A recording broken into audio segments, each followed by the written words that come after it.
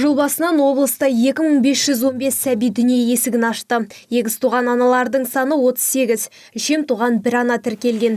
Елдегі карантин жағдайына байланысты коронавирус індетін жұқтырған жүкті әйел вирустан толық емделмегенше бала жасанды тамақтандырылады екен. Беременные женщины относятся к группе. Жүкті әйел коронавируспен ауырса, бала туған кезде ана баласын кеудесіне ала алмайды. Ана үшін бұл өте маңызды екенін түсіне тұра, дегенмен де тәуекелге бара алмаймыз. Және бұндай жағдайда кіндікті жедел кесу ұсынылады. Ана толық емделгенше дейін бала арнайы жасанды тамақтандырылады.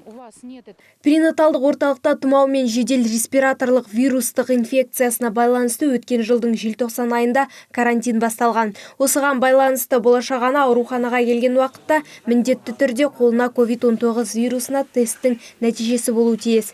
Ал қандай да бір себептерге байланысты тест жасалынбаса, перинаталдық орталықтағы дәрігерлердің көмегіне жүгінуге болады. Дети, рожденные от матерей. Босанған келіншектің толығымен жазылғанын күтіп, қайта тест жасаймыз. Ауру анықталмаған уақытта үйге жіберуге рұқсат беріледі. Қазір әйелдің босануына серіктес ретінде қатысуға уақытша тыйым салып отырмыз. Бұл аналар мен сәбилердің денсаулығы үшін жасалып отырған шара.